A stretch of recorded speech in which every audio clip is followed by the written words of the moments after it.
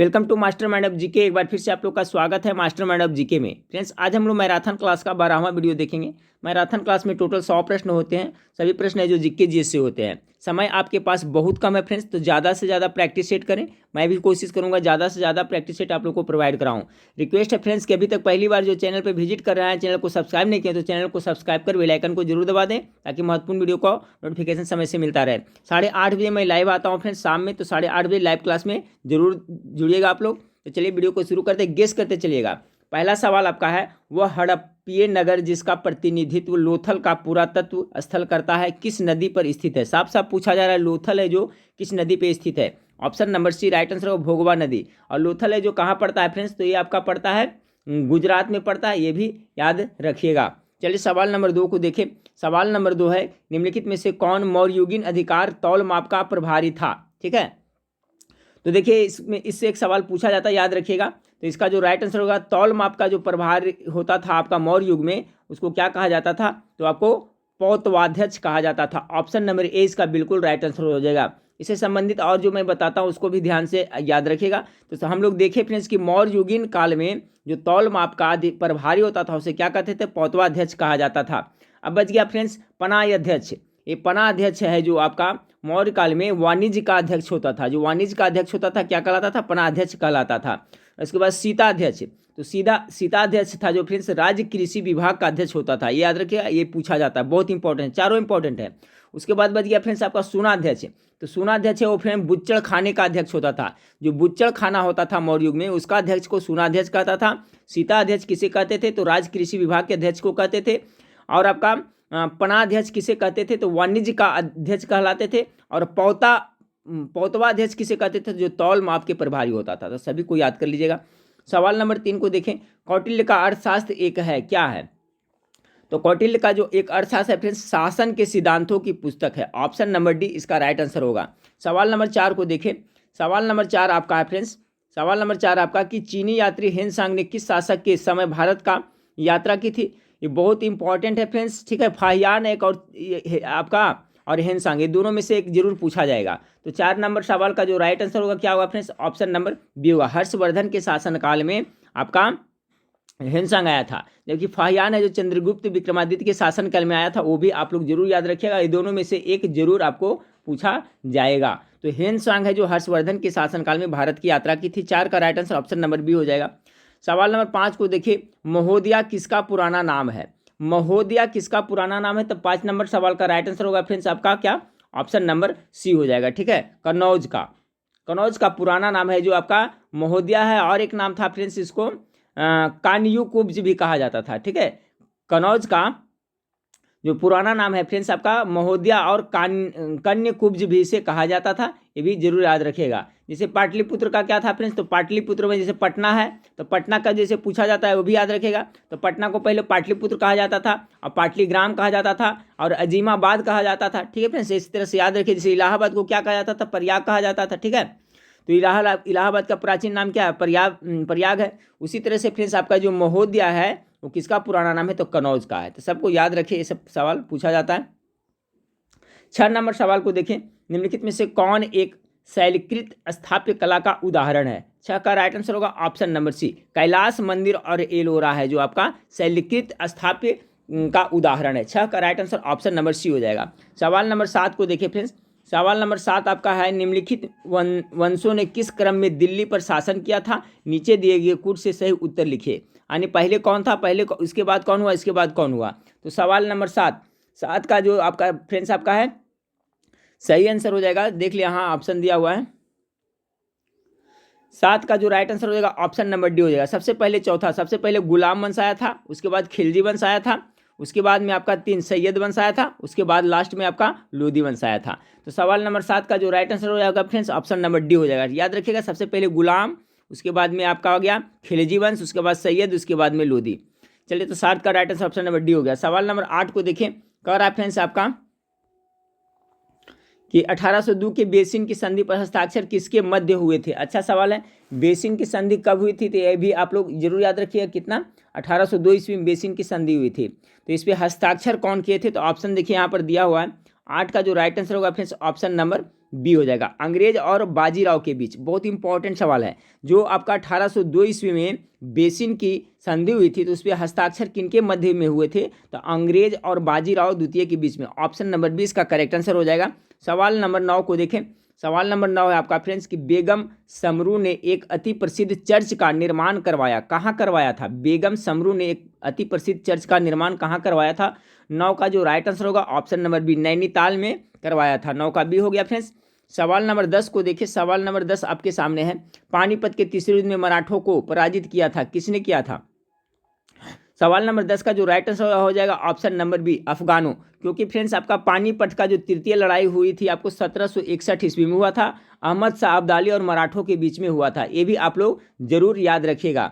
तो जो 1761 ईस्वी में पानीपत के तीसरे युद्ध हुआ था फ्रेंड्स, इसमें क्या हुआ था कि युद्ध में मराठों को हार हुआ था, मराठों को, ठीक है। जीता था कौन? अफगान जीता था।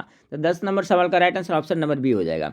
सवाल नंबर 11 को देखिए। सवाल नंबर 11 है, औरंगजेब की 1707 ईस्वी में मृत्यु होने के बाद सत्ता किससे संभाली? ये भी सवाल पूछा जाता है कि औरंगजेब की जो मृत्यु है जो कब हुई थी, तो 1707 ईस्वी में। जैसे लेनिन की मृत्यु कब हुई थी, तो 1924 ईस्वी में। तो ये दोनों बहुत इंपॉर्टेंट है, पूछा जाता है कभी कभी कि जब औरंगजेब की मृत्यु 1707 ईस्वी में हो गई, उसके बाद सत्ता किसने संभाली थी? 11 नंबर सवाल का राइट आंसर हो जाएगा option number A, Bahadur Shah प्रथम ने संभाली थी। सवाल नंबर 12 को देखिए। मुगल काल में दरबारी भाषा क्या थी? सवाल नंबर 12 का राइट आंसर क्या होगा फ्रेंड्स? ऑप्शन नंबर सी, फारसी था।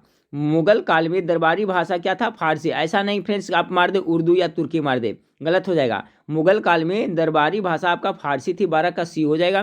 13 नंबर सवाल आपका है फ्रेंड्स, अंग्रेजों द्वारा सिंध विजय संपन्न हुआ, कब हुआ? 13 का right answer option number A, Lord Ellenborough के समय में हुआ था, ठीक है।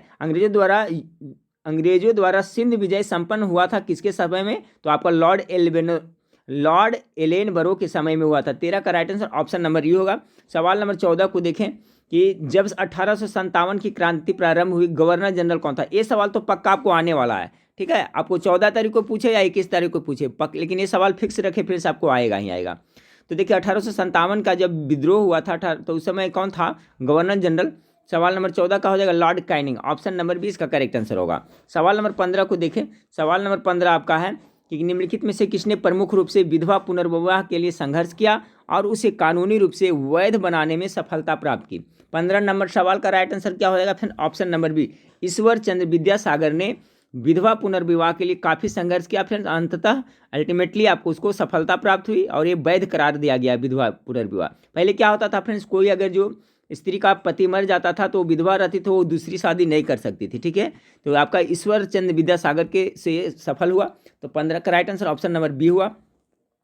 सवाल नंबर 16 को देखिए फ्रेंड्स। सवाल नंबर 16 आपका है कि गांधी जी का चंपारण आंदोलन था। 16 का गांधी जी का चंपारण आंदोलन क्या था?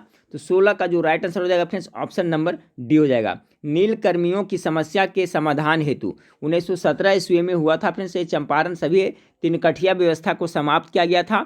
और गांधी जी चंपारण किसके बुलावे पर गए थे हुए थे फ्रेंड्स? तो राजकुमार शुक्ल वहाँ का एक किसान था फ्रेंड्स, याद रखिएगा, पूछा जाता है, ठीक है। उन्हीं के कहने पे ही आपका वहाँ सत्याग्रह करवाए थे और तिनकठिया पत्ती को समाप्त करवाए थे। तो 16 का right answer option number D होगा, नील कर्मियों की समस्या के समाधान हेतु। सवाल नंबर 17 आपका देखिए फ्रेंड्स। सवाल नंबर 17 आपका है निम्नलिखित में से कौन लगातार 6 वर्षों तक भारतीय राष्ट्रीय कांग्रेस के प्रेसिडेंट रहे? बहुत अच्छा सवाल है। सवाल नंबर 17, तो 17 का जो राइट आंसर हो जाएगा फ्रेंड्स ऑप्शन नंबर बी हो जाएगा, अबुल कलाम आज़ाद। ये है जो आपको भारतीय राष्ट्रीय कांग्रेस के अध्यक्ष कितने दिन तक रहे थे? तो 7 वर्षों तक। यही सवाल पूछा जा रहा है। तो 17 का राइट आंसर हो जाएगा ऑप्शन नंबर बी। सवाल नंबर 18 को देखें। 18 नंबर सवाल आपका फ्रेंड्स कि अखिल भारतीय राष्ट्रीय कांग्रेस की प्रथम महिला अध्यक्ष कौन थी? सिंपल है फ्रेंड्स, चलिए गेस करें 18 का। तो अखिल भारतीय राष्ट्रीय कांग्रेस की प्रथम महिला अध्यक्ष पूछा जा रहा है, ना कि भारतीय पूछा जा रहा है, ठीक फ्रेंड्स। इस पर आप लोग ध्यान दीजिएगा। भारतीय पूछेगा तो दूसरा हो जाएगा, लेकिन सिर्फ पूछा रहा है पहला महिला अध्यक्ष कौन थी? तो आपका एनी बेसेंट। 18 का right answer option number C हो जाएगा। इससे आपको 2 सवाल पक्का पूछा जाएगा फ्रेंड्स आपका भारतीय राष्ट्रीय कांग्रेस से। जैसे इसके स्थापना कब हुआ, किसके कौन सा गवर्नर जनरल के शासन काल में हुआ, इसके प्रथम अध्यक्ष कौन थे, इसके प्रथम महिला अध्यक्ष कौन थे, तो जैसे एनी बेसेंट हो गए। इसके प्रथम अंग्रेजी अध्यक्ष कौन थे? जॉर्ज यूले थे, ठीक है। उसी तरह से इसके प्रथम मुस्लिम अध्यक्ष कौन थे? तो सभी का कॉन्सेप्ट आप लोग एक बुक में लिख करके जरूर याद रखिएगा। तो यहाँ पर था कि अखिल भारतीय राष्ट्रीय कांग्रेस की प्रथम महिला अध्यक्ष कौन थे, तो एनी बेसेंट। सवाल नंबर 19 को देखें कि मुस्लिम लीग का वार्षिक अधिवेशन जिसमें जिन्ना के 2 राष्ट्र के सिद्धांतों को मान्यता दी गई हुआ था, कहाँ हुआ था। 19 नंबर सवाल का right answer option number A, Lahore में हुआ था। ठीक है, कहाँ हुआ था, लाहौर में। मुस्लिम लीग का जो वार्षिक अधिवेशन जिसमें जिन्ना को 2 राष्ट्र सिद्धांतों को मान्यता दी गई थी वो हुआ था कहाँ, लाहौर में हुआ था फ्रेंड्स। और ये कब हुआ था, तो 1940 ईस्वी में। ये भी आप लोग याद रखिएगा, मुस्लिम लीग का वार्षिक अधिवेशन 1940 में हुआ था। ठीक है, लाहौर में। चलिए सवाल नंबर 20 को देखते हैं। निम्नलिखित में से, सवाल नंबर 20 आपका है कि निम्नलिखित में से किसके द्वारा जालियांवाला बाग कांड के विरोध में सर की उपाधि त्यागी गई थी। सभी जानते हैं मेरे ख्याल से, इसका जवाब तो सबको पता होना चाहिए। ठीक है, तो सवाल नंबर 20 का जो राइट आंसर क्या होगा फ्रेंड्स, फटाफट गेस करिए। सवाल नंबर 20 है कि निम्नलिखित में से किसके द्वारा जालियांवाला बाग हत्याकांड के में सर की उपाधि त्यागी गई थी। तो सवाल नंबर 20 का राइट आंसर क्या होगा, फटाफट गेस करें फ्रेंड्स। ऑप्शन ए में आपका दिया हुआ है क्या, ऑप्शन ए में महात्मा गांधी है, इसके बाद में बी जवाहरलाल नेहरू, सी में क्या रविन्द्रनाथ टैगोर और डी में तो Rabindranath Tagore is correct answer होगा ना। रविन्द्रनाथ टैगोर ने है जो वापस कर दी थी, यानी ऑप्शन नंबर सी 20 का बिल्कुल राइट आंसर हो जाएगा। ठीक है, चलिए सवाल नंबर 21 को देखते हैं। सवाल नंबर 21 आपका है, 21 नंबर सवाल है कि बाल गंगाधर तिलक को लोकमान्य विशेषण कब दिया गया, कौन सा आंदोलन के दौरान। 21 नंबर सवाल का जो राइट आंसर होगा क्या होगा फ्रेंड्स, तो इसका जो राइट आंसर हो जाएगा ऑप्शन नंबर सी हो जाएगा, होम रूल आंदोलन के दौरान। ठीक है, बाल गंगाधर तिलक को लोकमान्य विशेषण कब दिया गया, तो होम रूल आंदोलन के दौरान। सवाल नंबर 22 को देखें।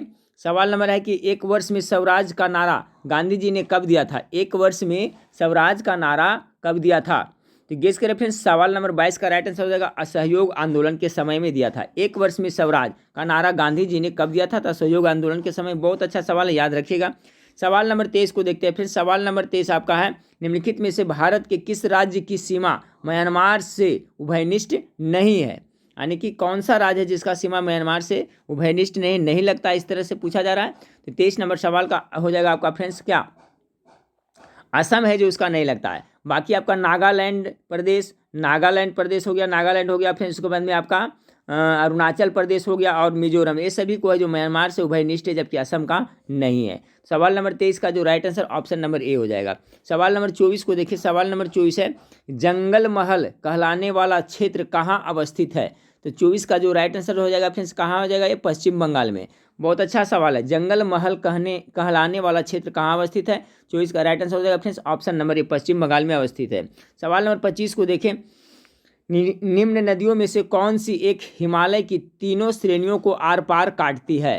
ठीक है, तो कौन सा नदी काटती है फ्रेंड्स, तो इसका हो जाएगा आपका सतलज नदी। बहुत अच्छा सवाल है कि निम्न नदियों में से कौन सी एक हिमालय की तीनों श्रेणियों को आर पार काटती है, तो 25 नंबर सवाल का right answer option number B होगा, सतलज नदी काटती है। सवाल नंबर 26 को देखें। भारतीय मौसम विज्ञान विभाग स्थापित है कहाँ है। 26 का राइट आंसर हो जाएगा ऑप्शन नंबर ए, आपका कहाँ पड़ता है फ्रेंड्स, नई दिल्ली में पड़ता है। भारतीय मौसम विज्ञान विभाग कहाँ स्थापित है, तो नई दिल्ली में। 26 का right answer option number A हो जाएगा। सवाल नंबर 27 को देखें कि भारत के निम्नलिखित में से किस क्षेत्र में शीतकाल में वर्षा होती है। भारत के निम्नलिखित में से किस क्षेत्र में शीतकाल में वर्षा होती है, तो सवाल नंबर 27 का जो राइट आंसर होगा फ्रेंड्स आपका ऑप्शन नंबर क्या होगा, डी हो जाएगा, दक्षिण पूर्व में। भारत के निम्नलिखित में से किस क्षेत्र में शीतकाल में वर्षा होती है, तो सवाल नंबर 27 का जो राइट आंसर होगा फ्रेंड्स ऑप्शन नंबर डी, दक्षिण पूर्व में होता है। अब चलिए सवाल नंबर 28 को देखते हैं। सवाल नंबर 28 हो जाएगा आपका, बाघों का प्रमुख रिजर्व सरिस्का किस राज्य में अवस्थित है। सवाल नंबर 28, तो देखिए सरिस्का बाघ रिजर्व जो आपको कहाँ पड़ता है, आपका राजस्थान में पड़ता है। ऑप्शन नंबर 20 का राइट आंसर होगा, इंपॉर्टेंट है एग्जाम के दृष्टिकोण से। सवाल नंबर 29 को देखिए फ्रेंड्स कि भारत के निम्न टाइगर रिजर्व में से कौन सा मिजोरम में अवस्थित है। मिजोरम में कौन सा अवस्थित है, 29 का right answer option number C हो जाएगा, डम्पा। ठीक है, डम्पा टाइगर रिजर्व पार्क है जो आपका मिजोरम में पड़ता है। चलिए सवाल नंबर 30 को देखते हैं। भारत के किस राज्य में उसके क्षेत्र का अधिकतम प्रतिशत क्षेत्र वनाच्छादित है। तो एक तरह से अब पूछा जा रहा है फ्रेंड्स 30 का, तो देखिए अधिकतम जो ऑप्शन दिया हुआ है फ्रेंड्स उस हिसाब से आपका ऑप्शन नंबर क्या हो जाएगा, सी हो जाएगा। ठीक है, मिजोरम हो जाएगा। ठीक है, आपका कह रहा है भारत के किस राज्य में उसके क्षेत्र का अधिकतम प्रतिशत क्षेत्र वनाच्छिद है, तो इसका जो राइट आंसर होगा ऑप्शन नंबर 30 का सी हो जाएगा, मिजोरम हो जाएगा। ठीक है, अगला सवाल को लेते हैं। 31 नंबर सवाल है कि भारत में लवणीय मृदा का सर्वाधिक क्षेत्रफल है, किस राज्य में है? 31 नंबर सवाल का राइट आंसर हो जाएगा ऑप्शन नंबर क्या, सी हो जाएगा, ठीक है, राजस्थान में है, सॉरी ऑप्शन नंबर सी हो जाएगा, गुजरात में हो जाएगा फ्रेंड्स। 31 का जो राइट आंसर हो जाएगा आपका गुजरात हो जाएगा, ऑप्शन के हिसाब से आपका गुजरात हो जाएगा फ्रेंड्स, ठीक है। भारत में लवणीय मृदा का सर्वाधिक क्षेत्रफल कहाँ है? तो गुजरात में। ऐसे भी फ्रेंड्स नमक का सबसे ज़्यादा उत्पादन करने वाला राज्य कौन सा है? आपका गुजरात ही है। चलिए अगला सवाल को लेते हैं। 32 नंबर सवाल आपका है, निम्न में से किस प्रांत में सोयाबीन खेती के अंतर्गत क्षेत्र सर्वाधिक है? तो सोयाबीन सबसे ज़्यादा कहाँ उपजाया जाता है? मध्य प्रदेश में, ऑप्शन नंबर सी इसका राइट आंसर होगा। सवाल नंबर 33 को देखें, निम्नलिखित में से कौन सा बाह्य पतन का विशिष्ट उदाहरण है? 33 का राइट आंसर होगा friends option number B, Haldia. बहुत इंपॉर्टेंट सवाल, हल्दिया है जो आपका है, जो बाह्य पतन का उदाहरण है, जो कहाँ पड़ता है? पश्चिम बंगाल में पड़ता है, ठीक है फ्रेंड। देखिए ऐसे पतन को बाह्य पतन कहा जाता है जो मुख्य पतन का सहायक पतन है, ठीक है, और गहरे जमीय भाग में स्थित है, उसे क्या कहते हैं? बाह्य पतन कहते हैं। याद रखिएगा फ्रेंड्स, बाह्य पतन किसे कहते हैं? तो हल्दिया है जो आपका इसमें बाह्य पतन का उदाहरण है, विशिष्ट उदाहरण है। और किसे कहते हैं उसका डिफिनीशन भी बता दिया कि ऐसे पतन को बाह्य पतन कहा जाता है जो मुख्य पतन होता है उसका क्या होता है? सहायक पतन होता है। तो चलिए 33 का right answer option number B हो गया। सवाल नंबर 34 को देखें, भारत में निम्न शैल तंत्रों में से किसमें लौह अयस्क के प्रमुख जमाव पाए जाते हैं? 34 नंबर सवाल का राइट आंसर क्या होगा फ्रेंड्स? फटाफट गेस करें। कर रहा है फ्रेंड्स कि भारत में निम्न शैल तंत्रों में से किसमें लौह अयस्क के प्रमुख जमाव पाए जाते हैं? 34 का जो करेक्ट आंसर होगा ऑप्शन नंबर सी, धारवाड़ तंत्र में पाए जाते हैं। सवाल नंबर 35 को देखिए, पृथ्वी स्थित है। चलिए फ्रेंड्स गेस करें, पृथ्वी स्थित है कहाँ? इस टाइप का सवाल तो पक्का पूछ ही दिया जाएगा। तो पृथ्वी किसके बीच में स्थित है फ्रेंड्स? 35 का जो आपका राइट आंसर हो जाएगा फ्रेंड्स ऑप्शन नंबर, शुक्र और मंगल के बीच में पृथ्वी स्थित है, ठीक है। देखिए आपका मान लें कि ये देखिए सूर्य भगवान है फ्रेंड्स, ठीक है, इस तरह से कर लें, इस तरह से आप सूर्य हो गया है, ठीक है। अब देखिए यहाँ पर सबसे नज़दीक में कौन सा है? बुध ग्रह है, बुध ग्रह है, उसको बुध हो गया फ्रेंड्स। तो बुध शुक्र, उसके बाद में क्या है? शुक्र है, बुध शुक्र, उसके बाद में पृथ्वी है, ठीक है, उसके बाद में क्या है? मंगल है। इस तरह से है आपका दूरी के हिसाब से है। तो दूर के हिसाब से ये है आपका, सूर्य के बाद बुध है, उसके बाद शुक्र है, पृथ्वी मंगल है फ्रेंड्स, अरुण वरुण, फिर बृहस्पति शनि, फिर अरुण वरुण हो गया, इस टाइप से है फ्रेंड्स। तो याद रखिए, देखिए यहाँ पर बुध हो गया, यहाँ पर शुक्र हो गया, यहाँ पर मंगल था, यानी पृथ्वी है जो किसके? मंगल और शुक्र के बीच स्थित है। यही सवाल पूछा जा रहा है ना। 35 का राइट आंसर हो जाएगा ऑप्शन नंबर ए, शुक्र एवं मंगल के बीच में है जो पृथ्वी स्थित है। चलिए अगला सवाल को लेते हैं कि सिकान नामक विश्व की सबसे लंबी रेल सड़क सुरंग स्थित कहाँ है? 36 नंबर सवाल का हो जाएगा फ्रेंड्स आपका क्या? ऑप्शन नंबर सी हो जाएगा। कहाँ पड़ता है ये? आपका जापान में पड़ता है। कहाँ? जापान में। सिकान नामक विश्व का सबसे लंबी रेल सड़क सुरंग है जो आपका जापान में पड़ता है। सवाल नंबर 37 को देखें, अफगानिस्तान की सीमा उभयनिष्ठ नहीं है। अब अफगानिस्तान की सीमा कौन सा देश से नहीं मिलता है फ्रेंड्स? गेस करिए। 37 नंबर सवाल का क्या हो जाएगा? तो देखिए रूस कहाँ है? रूस तो बहुत दूर वहाँ से पड़ता है। उज्बेकिस्तान है, ताजिकिस्तान है, तुर्कमेनिस्तान है, सभी का सीमा है, लेकिन रूस के साथ इसका नहीं है। 38 नंबर सवाल को देखें, निम्नलिखित में से कौन सा युग्म सही सुमेलित है? ठीक है, तो 38 नंबर सवाल का क्या होगा? सही सुमेलित क्या होगा? आपका राज्य और देश और राजधानी दिया हुआ है फ्रेंड्स, तो मैं सबका बता देता हूँ। पहले आंसर देख लेते हैं। आंसर है जो आपका सही है ऑप्शन नंबर डी, साइप्रस की राजधानी निकोसिया, ये बिल्कुल आपका सही है। अब देखिए यहाँ से मिला लेते हैं, वेनेजुएला, ठीक है, वेनेजुएला है फ्रेंड्स। तो वेनेजुएला का जो आपका राजधानी पड़ता है जे काराकस पड़ता है, ठीक है। वेनेजुएला का राजधानी कहाँ पड़ता है? काराकस पड़ता है। न्यूजीलैंड का कहाँ पड़ता है फ्रेंड्स? वेलिंगटन पड़ता है, ठीक है। न्यूजीलैंड की राजधानी कहाँ है? वेलिंगटन है। कोलंबिया का कहाँ पड़ता है फ्रेंड्स? तो बोगोटा, कोलंबिया की राजधानी बोगोटा। इससे एक सवाल पूछा जाएगा, ठीक है, बोगोटा, कोलंबिया की बोगोटा, साइप्रस की निकोसिया। बहुत चीज़ इसमें सीखे फ्रेंड्स। पहले हम लोग देख लेते हैं क्या कि इसमें सही सुमेलित कौन है, तो डी है, साइप्रस की राजधानी निकोसिया बिल्कुल है। कोलंबिया का भी मैंने बताया बोगोटा हो गया फ्रेंड्स। न्यूजीलैंड का वेलिंगटन हो गया। उसके बाद में बच गया क्या? वेनेजुएला। वेनेजुएला की राजधानी क्या होता है? तो वेनेजुएला की राजधानी काराकस होता है। याद रखें। तो 38 का right answer option number D हो गया। सवाल नंबर 39 को देखें। सवाल नंबर आपका 39 है कि निम्नलिखित प्रशांत महासागरीय द्वीपों में से कौन मेलेनेशिया द्वीप समूह में सम्मिलित है? 39 नंबर सवाल, इसका राइट आंसर हो जाएगा फ्रेंड्स, मेलेनेशिया द्वीप समूह में कौन सा है? तो ऑप्शन नंबर ए, सोलेमन द्वीप है जो इसमें सम्मिलित है। 39 का right answer option number A हो जाएगा। सवाल नंबर 40 को देखें कि निम्नलिखित में से किस एक देश में पम्पास घास के मैदान स्थित है? देखिए बहुत सब पढ़ाया हुआ सवाल है फ्रेंड्स। पंपास कहाँ है आपका? अर्जेंटीना में पड़ता है। ऑप्शन नंबर सी 40 का राइट आंसर हो जाएगा। डाउन्स कहाँ का है फ्रेंड्स? तो ऑस्ट्रेलिया का डाउन्स है। तो सभी का कॉन्सेप्ट जरूर क्लियर, एक सवाल तो इससे पूछा जाएगा। साथ साथ में जैसे कि बुशमैन जनजाति कहाँ पाया जाता है? तो कालाहारी मरुस्थल में पाया जाता है। अस्किमो जनजाति के है जो कहाँ पाया जाता है फ्रेंड्स, ठीक है? एस्किमो जो टुंड्रा प्रदेश में पाया जाता है फ्रेंड्स, ठीक है, जिसके घर को इग्लू कहा जाता है, ठीक है। ये सब जरूर याद रखिएगा। इससे भी एक सवाल पूछा जाएगा, जैसे कि बुशमैन आपका कालाहारी मरुस्थल में है। उसी तरह से घास के मैदान से भी एक सवाल आपको जरूर पूछा जाता है, कोई भी प्रतियोगिता परीक्षा हो। तो अर्जेंटीना हो गया, पंपास हो गया फ्रेंड्स, और डाउन्स कहाँ बताया? ऑस्ट्रेलिया को बताया। तो सभी को याद रखिए। 41 नंबर सवाल को, जनगणना 2011 के अनुसार सर्वाधिक जन घनत्व वाला राज्य कौन है? सबसे ज़्यादा घनत्व कहाँ था फ्रेंड्स? तो आपका बिहार में था ना। ऑप्शन नंबर ए इसका बिल्कुल राइट आंसर हो जाएगा फ्रेंड्स, ठीक है। अगला सवाल को लेते हैं। वर्ष 2011 की जनगणना के अनुसार भारत के निम्न राज्यों में से किस राज्य की सकल जनसंख्या के सापेक्ष नगरीय जनसंख्या का प्रतिशत सबसे कम था? तो 42 का जो राइट आंसर होगा option number A Himachal Pradesh का। ऑप्शन नंबर ए इसका राइट आंसर होगा 42 का। सवाल नंबर 43 को देखें। 43 नंबर सवाल, वर्ष 2011 की जनगणना के अनुसार भारत का सर्वाधिक नगरीकृत राज्य कौन था? 43 का क्या हो जाएगा फ्रेंड्स? नगरीकृत राज्य 43 का हो जाएगा आपका ऑप्शन नंबर तमिलनाडु, ठीक है। ऑप्शन नंबर सी नगरीकृत राज्य अगर पूछेगा सबसे ज़्यादा कहाँ था? तमिलनाडु 2011 के जनगणना के अनुसार से, ठीक है। अगला सवाल देते हैं 44 नंबर सवाल को। 44 नंबर सवाल है फ्रेंड्स, इनमें से कौन भारत का प्रथम कानून मंत्री था? चलिए सिंपल सा सवाल है, सबको पता भी होना चाहिए। किनको बनाया गया था कानून? डॉक्टर भीमराव अम्बेडकर को बनाया गया था। 44 का बी हो जाएगा। सवाल नंबर 45 को देखिए। सवाल नंबर 45 आपका है कि भारत में मसालों का सर्वाधिक उत्पादक है। मसाला सबसे ज़्यादा कहाँ होता है? केरल में होता है। Option number B right answer होगा। सवाल नंबर 46 को देखें। भारत में फसल बीमा योजना की शुभारंभ कब हुआ था? 46 नंबर सवाल बहुत अच्छा सवाल है फ्रेंड्स। तो गेस करें 46 का राइट आंसर क्या होगा? तो फसल बीमा का जो प्रारंभ किया गया था फ्रेंड्स अप्रैल 1985 में, ठीक है, किया गया था। यानी कि ऑप्शन नंबर सी इसका राइट आंसर होगा। 46 का सी हो जाएगा। अगला सवाल को लेते हैं 47 नंबर सवाल। कृषि का योगदान इस समय राष्ट्रीय जीडीपी में लगभग कितना है? 47 का लगभग है आपका 18% है, ठीक है। याद रखिए कितना? लगभग 18% है जो जीडीपी में योगदान है। सवाल नंबर 48, राउरकेला इस्पात संयंत्र की स्थापना हुई थी। तो सिंपल ट्रिक से मैं बताया हूँ फ्रेंड्स, किसके सहयोग से हुआ था? राउरकेला। तो चलिए फ्रेंड्स फटाफट गेस करें 48 नंबर सवाल का क्या होगा? राउरकेला यानी आपका जर्मनी से हुआ था।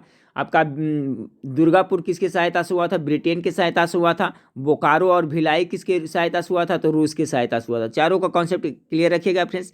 दुर्गापुर ब्रिटेन से, राउरकेला जर्मनी से, बोकारो भिलाई रूस की सहायता से स्थापित किया गया था। सवाल नंबर 49 को देखें। वैट लगाया गया है, वैट किस पे लगाया गया है? 49 का राइट आंसर होगा फ्रेंड्स ऑप्शन नंबर सी उत्पादन तथा अंतिम विक्रय के साथ सभी चरणों पर वैट लगाया गया। 49 का right answer option number C हो गया। 50 का सी हो जाए। 50 का देखिए फ्रेंड्स कि निम्नलिखित में से कौन भारत के शेयर बाजार के कार्य को नियंत्रित करता है? तो शेयर बाजार का कौन करेगा? सेबी। ऑप्शन नंबर 20 का बिल्कुल राइट आंसर होगा। सवाल नंबर 51 को देखें, ठीक है फ्रेंड्स।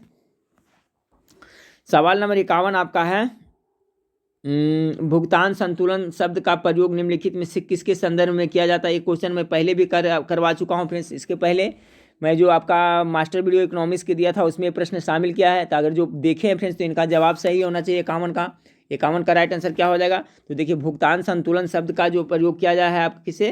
तो आयात और निर्यात से, यानी कि ऑप्शन नंबर सी इसका बिल्कुल राइट आंसर हो जाएगा। चलिए सवाल नंबर 52 को देखें। सवाल नंबर 52 आपका पीली क्रांति संबंधित किससे? बहुत बार बता चुका हूँ। तो 52 का क्या हो जाएगा? तेल उत्पादन से होता है ना, तेल सरसों उत्पादन से, तिलहन से संबंधित है पीली क्रांति। ऑप्शन नंबर तोरिया सरसों या तेल उत्पादन से। 52 का सी हो गया। सवाल नंबर 53 को देखिए। ललित एक उन्नत किस्म है, किसका है? बहुत अच्छा सवाल है फ्रेंड्स। ललित एक उन्नत किस्म किसका है? तो देखिए इसका जो अमरूद का है, अमरूद है जो अमरूद का एक किस्म है ललित। 54 नंबर सवाल। भारत की औसत फसल गहनता है लगभग कितना प्रतिशत? 54 का राइट आंसर हो जाएगा ऑप्शन नंबर बी लगभग 138%। सवाल नंबर 55 को देखें। पर्यावरण के संदर्भ में भारत में आए जाने वाला हॉट स्पॉट है, ठीक है। भारत में पाए जाने वाला हॉट स्पॉट क्या है? सॉरी, भारत में पाए जाने वाले हॉट स्पॉट क्या है? 55 का right answer option number C हो जाएगा पूर्वी हिमालय श्रृंखला और पश्चिमी घाट, ठीक है। तो सवाल नंबर 55 का जो करेक्ट आंसर हो जाएगा ऑप्शन नंबर सी। जैसे विश्व में टोटल पाए जाने वाला 8 स्पॉट होता है, हॉट स्पॉट है कितना? 8 हॉट स्पॉट है फ्रेंड्स है, ठीक है।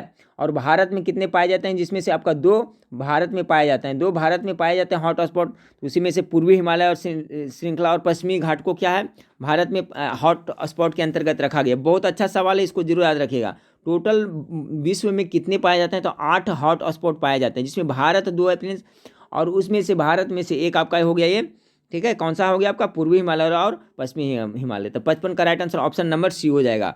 चलिए अगला सवाल। और फ्रेंड्स आप लोग वेबसाइट पर देखिए, अभी काम चालू है फ्रेंड्स, 2-3 दिन में बहुत सारा और पोस्ट इंपॉर्टेंट वीडियो का प्रोवाइड कराया जाएगा। तो gkmastermind.com गूगल में सर्च करिएगा, या तो उसका लिंक इस वीडियो के नीचे डिस्क्रिप्शन में दिया हुआ है, जिसमें आपका बिहार पुलिस का मॉक टेस्ट है, हिंदी का करीब 5 से 1000 क्वेश्चन है फ्रेंड्स। उसके बाद में फिजिक्स का अलग है, बायोलॉजी का अलग है, सबका 1500 प्रश्न डाला हुआ है, और सभी में प्लगिंग लगाया हुआ है फ्रेंड्स। आप पढ़िएगा, आंसर हाइड किया हुआ रहता है। आप जब उसको संतुष्ट हो जाएगा कि इसका आंसर ये होगा, उसके बाद वो दबाइएगा तो फिर आपका शो करिएगा फ्रेंड्स, तो आंसर दिखाई देगा। तो उसमें पढ़ने से आपका लेवल भी पता चलेगा। तो 10 से 20 मिनट निकाल करके प्रत्येक दिन वेबसाइट पर जरूर जाएं। बहुत कम रिस्पॉन्स वेबसाइट है फ्रेंड्स, इसलिए बार बार आप लोग से रिक्वेस्ट करता हूँ, उस पर जाकर पढ़िए, आपको काफ़ी फायदा होगा। वो भी फ्री ऑफ कॉस्ट फ्रेंड्स, कोई पैसा नहीं लगेगा। 56 नंबर सवाल को देखिए, फिरोज तुगलक द्वारा स्थापित दीवान ए बंदागन का संबंध किससे था। देखिए इसमें क्वेश्चन का लेवल मिडिल क्लास का बहुत अच्छा एग्जाम बेस्ड रेफरेंस, इसलिए पूरा प्रैक्टिस सेट आप लोग जरूर देखिएगा। तो देखिए फिरोज तुगलक द्वारा स्थापित दीवान ए बंदागन किससे है फ्रेंड्स, तो दीवान ए बंदागन 56 का क्या हो जाएगा, दास विभाग से, बहुत इंपॉर्टेंट है, दास विभाग से 56 का सी हो गया। सवाल नंबर 57 को देखिए फ्रेंड्स, कि किसने कांग्रेस को सूक्ष्मदर्शी अल्पसंख्यक जनता का प्रतिनिधित्व बताते हुए उसका मजाक उड़ाया था, कौन था ऐसा फ्रेंड्स। तो इसका जो राइट आंसर क्या हो जाएगा, गवर्नर जनरल लॉर्ड डफरिन किया था, ठीक है। कौन बनाया था, लॉर्ड डफरिन किया था। सवाल नंबर 57 का जो आपका राइट आंसर हो जाएगा ऑप्शन नंबर क्या हो जाएगा, बी हो जाएगा। किसने कांग्रेस को सूक्ष्मदर्शी अल्पसंख्यक जनता का प्रतिनिधि बताते हुए उसका मजाक उड़ाया था, तो लॉर्ड डफरिन ने। क्योंकि फ्रेंड्स 1885 ईस्वी में जब आपका भारतीय राष्ट्रीय कांग्रेस की स्थापना हुआ था, उस समय आपका इसी के शासनकाल में लॉर्ड डफरिन के पूछा जाता है। ये सवाल कैसे पूछा जाएगा देखिएगा फ्रेंड्स, कि भारतीय राष्ट्रीय कांग्रेस के संस्थापक कौन थे, ए.ओ. ह्यूम थे, ठीक है। तो 1885 में जो हुआ, उस समय भारत का जो आपका गवर्नर जनरल था, चाहे वायसराय जो भी था फ्रेंड्स, कौन था, तो लॉर्ड डफरिन था। ये जरूर याद रखिएगा। जैसे चौरी चौरा कांड हुआ था फ्रेंड्स, उस समय कौन था, तो लॉर्ड रीडिंग था। लॉर्ड रीडिंग के शासनकाल में चौरी चौरा कांड हुआ था। जिस तरह से लॉर्ड कैनिंग के शासनकाल में 1857 का विद्रोह हुआ था। तो देखिए फ्रेंड्स क्वेश्चन का इसी तरह से घुमा के पूछा जाता है। तो जो मैं बताता हूँ उस हिसाब से पूरा कॉन्सेप्ट सभी का क्लियर रखें। ऐसा नहीं फ्रेंड्स खाली यूट्यूब पर ही पढ़ने से हो जाएगा, थोड़ा बहुत आप नोटबुक बना के भी पढ़ाई करें, लिख करके पढ़ाई करें, बुक से पढ़ाई करें, मेरा वेबसाइट से पढ़ाई करें, और जहाँ पर अच्छा चैनल है फ्रेंड्स और वेबसाइट वहाँ से पढ़े, सब तरह से पढ़िएगा तभी अच्छा होगा। तो सवाल नंबर 57 का राइट आंसर लॉर्ड डफरिन के ने मजाक उड़ाया था। सवाल नंबर 58 को देखें। सवाल नंबर 58 है, भाखड़ा नंगल एक संयुक्त परियोजना है। तो 58 नंबर सवाल का राइट आंसर क्या होगा, option number A, Haryana Punjab और राजस्थान की है। 58 का right answer option number Haryana Punjab और राजस्थान तीनों की संयुक्त परियोजना है। भाखड़ा नांगल सतलज नदी पे है, सभी को आपको पता होगा फ्रेंड्स, ठीक है। सवाल नंबर 59 को देखिए, ओजोन परत मुख्यतः कहाँ पाई जाती है। चलिए सवाल नंबर 59 अच्छा सवाल है फ्रेंड्स, तो हो जाएगा आपका किस में पाया जाता है, आपका समताप मंडल में ना, ऑप्शन नंबर सी इसका राइट आंसर हो जाएगा। अगला सवाल को लेते हैं। 60 नंबर सवाल आपका है फ्रेंड्स, कि संविधान पांडुलेखन समिति का निम्न में से कौन सा सदस्य नहीं था, तो कौन सदस्य इसका नहीं था। 60 नंबर सवाल का राइट आंसर क्या हो जाएगा, option number D, Pandit Jawaharlal Nehru थे, ये नहीं थे। बाकी आपका मोहम्मद सादुल्लाह थे, के मुंशी थे, और एक ये सभी थे फ्रेंड्स संविधान पांडुलिखी समिति के सदस्य, जबकि आपका जवाहरलाल नेहरू नहीं थे। चलिए सवाल नंबर 61 को देखते हैं। कह रहा है भारतीय संविधान कैसा है, बहुत बार ये भी एग्जाम पूछा गया है फ्रेंड्स। 61 नंबर सवाल का राइट आंसर एग्जाम में पूछा गया है, भारत का जो संविधान कैसा है, तो अंशतः कठोर है और अंशतः लचीला है। ऑप्शन नंबर इसका डी करेक्ट आंसर होगा। 62 नंबर सवाल को देखें। 62 नंबर सवाल है, ब्रिटिश संसद ने भारतीय स्वतंत्रता अधिनियम कब पारित किया था। 62 नंबर सवाल का राइट आंसर हो जाएगा ऑप्शन नंबर सी। 62 का right answer option number C हो जाएगा, जुलाई 1947 में पास किया था। अगला सवाल को देखें, कि आपका भारतीय संविधान में समवर्ती सूची का विचार कहाँ से लिया गया। कितना बार बताएं फिर, आप लोग जो पढ़ते होंगे मेरा रेगुलर वीडियो और वेबसाइट, उसमें देखिए बहुत बार बता चुके हैं। समवर्ती सूची कहाँ, ऑस्ट्रेलिया से लिया गया है ना। 63 का जो करेक्ट आंसर हो जाएगा ऑप्शन नंबर सी से लिया हो जाएगा, ठीक है। और नीति निर्देशक तत्व है जो आयरलैंड से लिया गया है, फिर याद रखिए। संघात्मक व्यवस्था कनाडा से लिया गया है। संसदीय प्रणाली ब्रिटेन से लिया गया है, ठीक है। और प्रस्तावना की भाषा है जो ऑस्ट्रेलिया से लिया गया है। समवर्ती सूची ऑस्ट्रेलिया से लिया गया है। सिर्फ प्रस्तावना कहाँ से लिया गया है, तो आपका अमेरिका से लिया गया है। तो सभी का कॉन्सेप्ट क्लियर रखें। 64 नंबर सवाल को देखें, भारतीय संविधान को कितने भागों में विभाजित किया गया है। 64 नंबर सवाल का क्या होगा राइट आंसर फ्रेंड्स, तो 22 भागों में, ऑप्शन नंबर बी। अगला सवाल को लेते हैं। अगला सवाल आपका है कि निम्नलिखित कथनों पर विचार कीजिए। भारत एक लोकतांत्रिक राज्य व्यवस्था है, कथन पर विचार करना है, फिर इसका आपका जवाब देना है। ठीक है, तो पढ़ते चलते हैं फ्रेंड्स। 65 नंबर सवाल का इसे करेक्ट आंसर ऑप्शन नंबर आपका डी होगा, 1 2 3 4। ठीक है, सभी देखिए, भारत एक लोकतांत्रिक राज्य व्यवस्था है, सही है। भारत एक प्रभुत्व संपन्न राज्य है, सही है। भारत में लोकतांत्रिक समाज है, ये भी सही है। भारत एक कल्याणकारी राज्य, सही है। यानी 1 2 3 4 सीक्वेंस से है, ऑप्शन नंबर डी इसका राइट आंसर होगा। अगला सवाल देखिए, सवाल नंबर 66 को है कि अखिल भारतीय महासंघ स्थापित करने का प्रावधान शामिल किया गया था। 66 नंबर सवाल का राइट आंसर क्या होगा फ्रेंड्स? तो कौन सा अधिनियम के तहत? तो ऑप्शन नंबर ए हो जाएगा आपका भारत सरकार अधिनियम 1935। ये अधिनियम है जो बहुत ही इंपॉर्टेंट रखता है, क्योंकि फ्रेंड्स भारत संविधान के निर्माण में भी अगर सबसे ज़्यादा मदद लिया गया है तो भारत सरकार अधिनियम 1935 से ही लिया गया है। अखिल भारतीय राष्ट्रीय महासंघ स्थापित करने का प्रावधान शामिल किया गया था भारत सरकार अधिनियम 1935। और यही अधिनियम के तहत फ्रेंड्स जो प्रांत में द्वैध शासन चलता था, तो प्रांत में जो द्वैध शासन था उसको समाप्त कर दिया गया था और केंद्र में द्वैध शासन को लागू किया गया था इसी अधिनियम के तहत से 1935 का। प्रांतों में जो आपका द्वैध शासन की स्थापना हुआ था किस 1919 के अधिनियम के तहत हुआ था फ्रेंड्स। और 1935 वाला क्या किया, प्रांत वाला को समाप्त कर दिया और पूरा केंद्र में द्वैध शासन लगाया। तो यहाँ सवाल क्या था, अखिल भारतीय महासंघ स्थापित करने का प्रावधान शामिल किया गया किसका? तो भारत सरकार अधिनियम 1935 में। अगला सवाल को लेते हैं फ्रेंड्स। अगला सवाल आपका है कि भारतीय संविधान के 26 नवंबर 1949 को किसके द्वारा अधिनियमित किया गया था? 67 का जो आपका राइट आंसर होगा ऑप्शन नंबर ए, संविधान सभा द्वारा नियमित किया गया था, यह भी याद रखिया गया। अगला सवाल को लेते हैं। 68 नंबर सवाल आपका है कि भारत के नागरिकों के मूल कर्तव्यों का विवरण संविधान के किस भाग में दिया गया है? मूल कर्तव्य के बारे में पूछा गया है फ्रेंड्स। 68 का जो आपका राइट आंसर हो जाएगा ऑप्शन नंबर बी, भाग 4 के क में वर्णित है। सभी को पता है, इंपॉर्टेंट है एग्जाम के दृष्टिकोण से। और ये मूल कर्तव्य है जो कहाँ से लिया गया है, कौन से देश का संविधान से? तो सोवियत संघ रूस से लिया गया है। 69 नंबर सवाल को देखिए फ्रेंड्स, मूल अधिकारों के अंतर्गत कौन सा अनुच्छेद बालकों को नियोजन से सीधा संबंधित है? 69 नंबर सवाल का राइट आंसर क्या आप लोग पढ़े होंगे? अनुच्छेद 24 है जो आपका इससे संबंधित है। 69 का राइट आंसर ऑप्शन नंबर 24। ये सवाल हो सकता है पक्का पूछ दिया जाए, बहुत इंपॉर्टेंट है फ्रेंड्स कि मूल अधिकारों के अंतर्गत कौन सा अनुच्छेद बालकों के नियोजन से सीधा संबंधित है? बाल श्रम पर जो प्रतिबंध लगाया गया है, यानी बालकों को काम नहीं करवाना 14 साल से नीचे वाले बालकों को। ठीक है, तो ये सब है जो आपका अनुच्छेद कितना 24 में, ऑप्शन नंबर डी। चलिए अगला सवाल देते हैं। 70 नंबर सवाल को लेते हैं। भारतीय संविधान का संरक्षक समझा जाता है, किसे समझा जाता है? 70 का राइट आंसर क्या होगा? फिर न्यायपालिका को समझा जाता है ना, ऑप्शन नंबर सी इसका करेक्ट आंसर होगा। सवाल नंबर 71। देखिए फ्रेंड्स, वीडियो बनाने में काफ़ी मेहनत लगती है, इसलिए आप लोग वीडियो को शेयर जरूर करें, लाइक जरूर करें, कमेंट आप लोग जरूर करें। व्यूज़ उतना नहीं आते हैं फ्रेंड्स जितना मतलब कि मैं मेहनत कर रहा हूँ, ठीक है, उस हिसाब से तो आप लोग थोड़ा ध्यान दें। 71 नंबर सवाल है फ्रेंड्स, निम्नांकित में से कौन सा राज्य के नीति निर्देशक तत्वों में निहित है? कौन सा? ये भी सवाल बहुत बार एग्जाम रिपीट हुआ है, तो इसका जो राइट आंसर होगा फ्रेंड्स 71 नंबर सवाल का डी होगा। पुरुषों और स्त्रियों दोनों का सामान्य कार्य के लिए समान वेतन हो, ये आपका भारत का नीति निर्देशक तत्वों में सम्मिलित है, निहित है कि पुरुष हो या स्त्री हो, अगर काम समान कर रहा है तो उनको वेतन में कोई डिफरेंस नहीं होगा, समान वेतन ही मिलेगा। ठीक है, और ऐसा भी पूरा संविधान, भारतीय संविधान यही कहता है फ्रेंड्स, कहीं भी हो, कुछ भी हो, कोई भी कार्य करा, अगर काम समान है तो उसको वेतन समान दिया जाएगा। लेकिन यही भेद है फ्रेंड्स, देखिए आपका जो गवर्नमेंट टीचर है बिहार सरकार में भी है, तो उनको देखिए किसी को इसमें विभिन्नता पाया जाता है। काम तो सब समान करते हैं लेकिन वेतन सबको समान नहीं मिलता है। पुराने टीचर है फ्रेंड्स उनको 70,000 मिलते हैं, नए टीचर बने हैं फ्रेंड्स उनको कितना मिलता है? मात्र 25 से 27,000 रुपया मिलता है। ठीक है, तो ये देखिए ऐसा नहीं होना चाहिए, वही इसमें आपका संविधान में वर्णित है कि पुरुषों और स्त्रियों में दोनों का समान कार्य के लिए समान वेतन होना चाहिए। आपका किसमें? राज्य की नीति निर्देशक तत्व में यह लिखा हुआ बात है। 72 नंबर सवाल को देखें, भारत में निम्न में से कौन सा राज्य कोषीय नीति निर्धारित करता है? 72 नंबर सवाल का जो राइट आंसर होगा ऑप्शन नंबर सी, वित्त मंत्रालय है जो राजकोषीय नीति को निर्धारित करता है। अच्छा सवाल था फ्रेंड्स, अभी तक तो देख रहे हैं बहुत अच्छा सवाल है इस प्रैक्टिस सेट का। ये नया प्रैक्टिस सेट आप लोग लेकर आए हैं मेरे पास। देखिए फ्रेंड्स, करीब करीब तो सभी प्रकाशन का और सभी तरह का बुक मेरे पास में है। ठीक है, तो मैं मिक्स करके दे रहा हूँ फ्रेंड्स। ठीक है, जो आपका प्रैक्टिस है उसमें मिक्स करके दे रहा हूँ, उसके साथ में क्वेश्चन टाइप करके भी दे रहा हूँ फ्रेंड्स। ठीक है, राज्यसभा किसके द्वारा भंग की जा सकती है? चलिए देखिए, कॉमन सेंस लगाएं।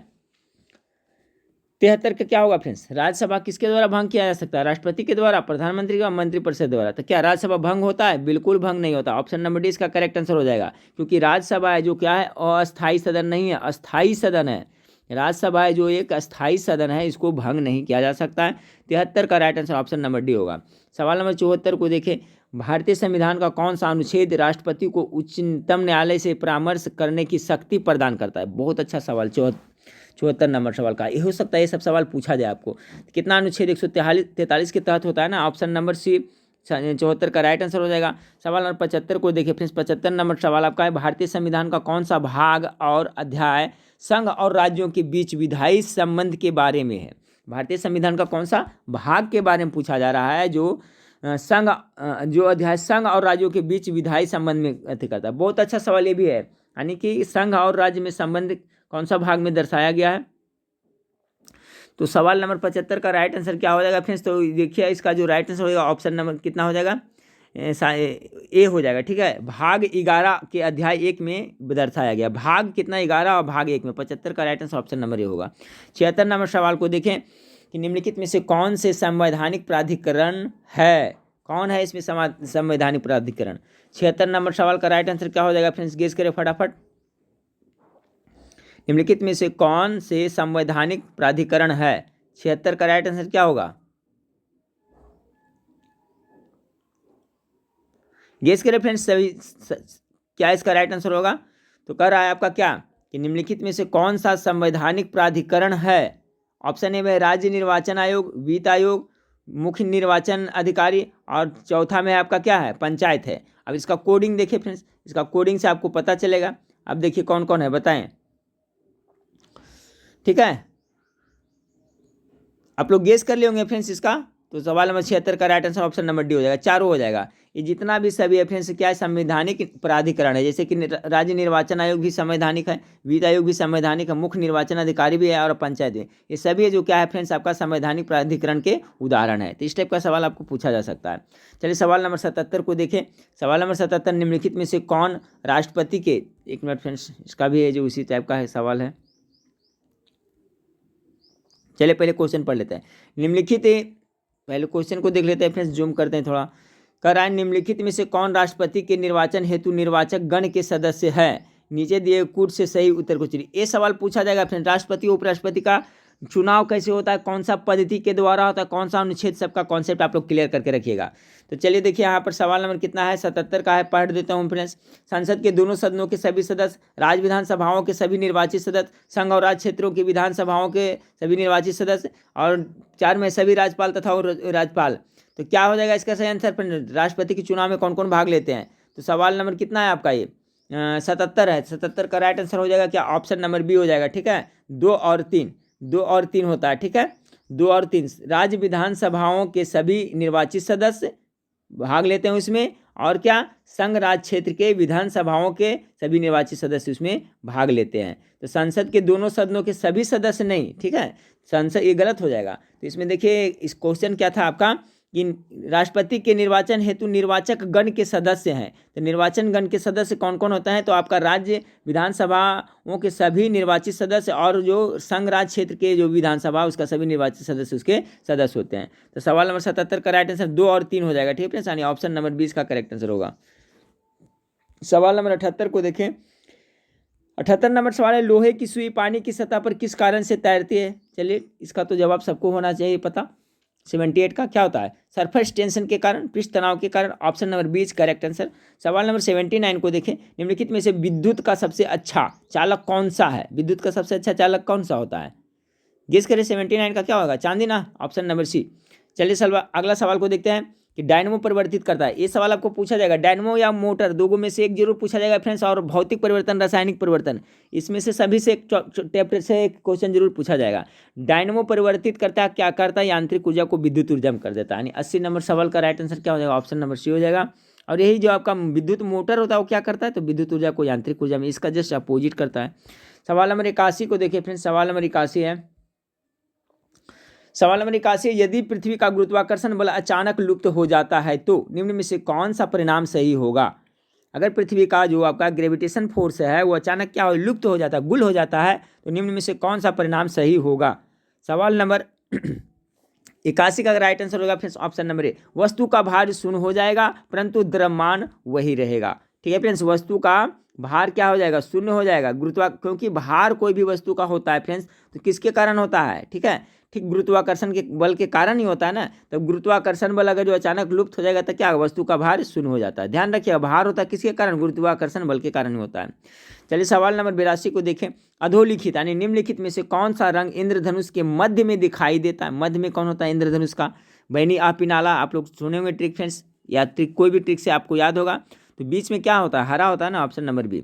अगला सवाल को लेते हैं 83 में आपका सूची दिया हुआ है, 1 से 2 सुमेलित कीजिए तथा सूचियों के नीचे दिए कूट की सहायता से उत्तर को चुनिए। एनीमोमीटर से क्या मापा जाता है। चलिए फ्रेंड्स इसका सिंपल सा आप लोग, हाइग्रोमीटर से क्या होता है, एनीमोमीटर से क्या होता है, सिस्मोग्राफ से क्या होता है। 83 नंबर सवाल। चलिए तो एनीमोमीटर से क्या मापा जाता है आपका, देखिए मिला देते हैं फ्रेंड्स, आपका वायु का वेग मापा जाता है। एक का क्या हो जाएगा, 3 हो जाएगा। एनीमोमीटर से क्या मापा जाता है, वायु का वेग मापा जाता है। सिस्मोग्राफ से तो सभी जानते हैं फ्रेंड्स, सिस्मोग्राफ से क्या मापता है, भूकंप मापा जाता है। चलिए इसका क्या हो जाएगा, आपका भूकंप हो जाएगा। बैरोग्राफ से क्या मापा जाता है, तो वायुमंडलीय दाब मापा जाता है, ठीक है, वायुमंडलीय दाब मापा जाता है। उसके बाद बच गया हाइग्रोमीटर से, तो क्या होता है, आर्द्रता मापा जाता है, ठीक है, आर्द्रता। तो सबका कॉन्सेप्ट क्लियर हो गया होगा फ्रेंड्स। एक बार फिर से बोल देता हूँ, सुन लीजिएगा। एनीमोमीटर से क्या मापा जाता है, वायु का वेग मापा जाता है एनीमोमीटर से, ठीक है।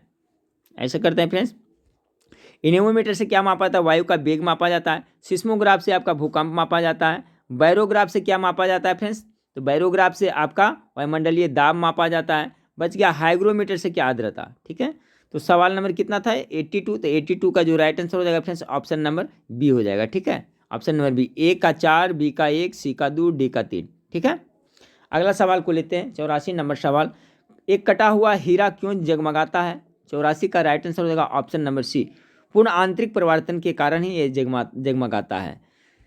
चलिए अगला सवाल देखिए फ्रेंड्स। अगला सवाल है, निम्नलिखित में से किसे किसे चूहा विष के रूप में प्रयोग किया जाता है। बहुत ही पुराना सवाल है ये, ठीक है, लेकिन पूछ दिया जाता है, ठीक है। देखिए आप लोग तैयारी करके जाए फ्रेंड्स, तो क्या है कि सभी तरह के प्रश्न पढ़ कर जाएं। कौन सा प्रश्न पूछेगा तो किसी को नहीं पता है। कभी कभी क्या है फ्रेंड्स कि आप रिविजन करके नहीं जाएगा, सिंपल प्रश्न एग्जाम में सडनली आ जाएगा तो उसमें कन्फ्यूज हो जाएगा। इसलिए मैं आपको सभी तरह के प्रैक्टिस सेट प्रोवाइड करा रहा हूँ फ्रेंड्स। 84 का राइट आंसर क्या होगा फ्रेंड्स, फटाफट गेस। 85 का राइट आंसर क्या होगा, चूहा को मारने वाला दवा को क्या कहते थे, सभी को पता है, क्या कहता है, जिंक फॉस्फाइड कहा जाता है ना। यानी ऑप्शन नंबर डी इसका राइट आंसर होगा। क्या हो जाएगा, ऑप्शन नंबर डी इसका राइट आंसर हो जाएगा।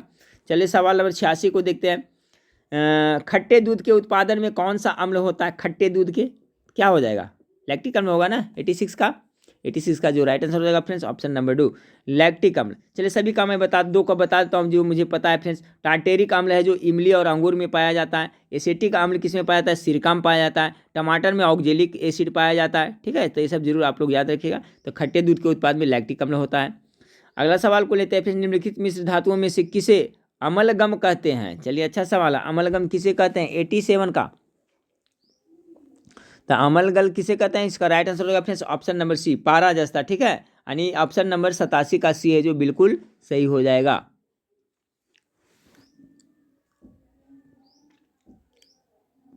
87 का राइट आंसर ऑप्शन नंबर क्या होगा, सी होगा फ्रेंड्स, ठीक है। निम्नलिखित मिश्र धातुओं में से किसे अम्लगम कहते हैं, तो 87 का right answer option number C हो गया।